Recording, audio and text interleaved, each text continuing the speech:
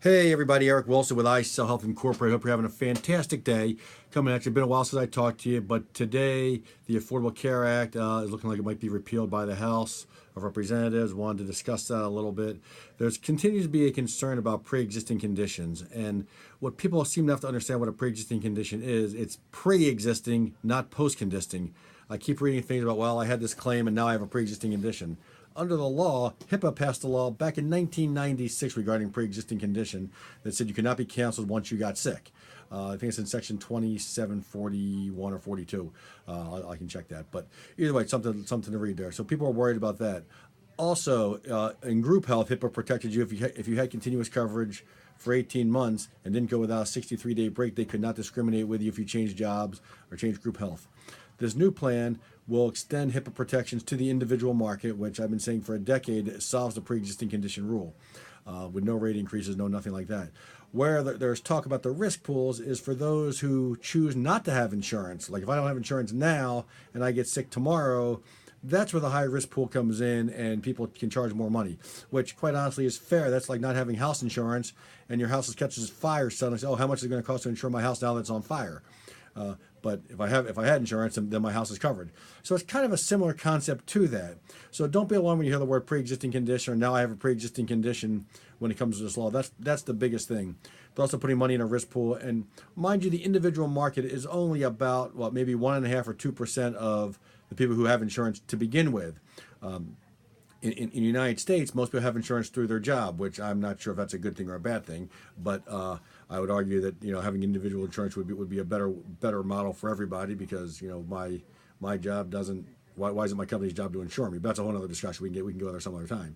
But since there's a very small number of people that are affected in the individual market, when Obamacare passed, it turned the entire individual market upside down for about 1% of the people. Now, granted, you don't want to see anybody uninsured. And they said the numbers were roughly 40 million Americans. They said were uninsured. However, of that 40 million Americans, many of those people chose to be uninsured for various reasons, not because they were uninsurable. Two separate things. You have to understand what an uninsurable was back then was somebody who had a pre-existing condition and could not get insurance. Because HIPAA did not extend to the individual market, if I was working for my job and had group insurance, and then, and maybe I was a diabetic or maybe I was a cancer survivor or whatever, then lost my job, then I went to the individual market, that's where I could be denied.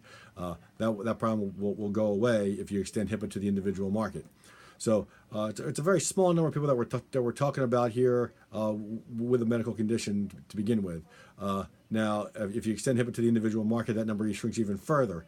And of course, with a safety net of having what's called a risk pool, which anyone who didn't have insurance for 63 continuous days and has a pre-existing condition, they would go to the risk pool, which risk pools can charge more or could charge more prior to Obamacare. However, those prices in a risk pool, they keep saying how much more they cost. They cost less than they do than the Affordable Care Act plans cost now. So while they were more expensive than the individual market or the traditional plan, they're less than all plans cost now. So something to look about there. Another thing in the law, letting states opt out of some of the essential mandates. Right now there's 10 essential mandates, but they've kind of gone out of control. Right now some of the more controversial ones of the essential mandates are, maternity coverage and mental health coverage, which maybe they should be offered. Maybe I shouldn't have to buy them. Maybe I should. However, they've gone into gender reassignment surgeries being covered as well, and I don't know if that should be an insurance situation or not. If that should be a mandate or if that should be an option. If I want to buy that, if I don't want to buy it, if I'm a company, if I want to offer that or make that, to me, that kind of falls in the cosmetic surgery type thing where most cosmetic surgeries aren't covered by insurance. So maybe something like that is I don't know how you follow. I don't want to get too political on that one. That's a little bit dicey situation. But should that be covered by insurance or not is a separate question. I don't know if it should be mandated. So either way, I just want to run there. It looks like they're going to vote on this somewhere around 1 o'clock today. So it might be an exciting day. Stay tuned. We'll keep you posted. Eric Wilson, iSell Health Incorporated. You can visit me online at www.isellhealth.com or 888-448-5370. Make it a great day.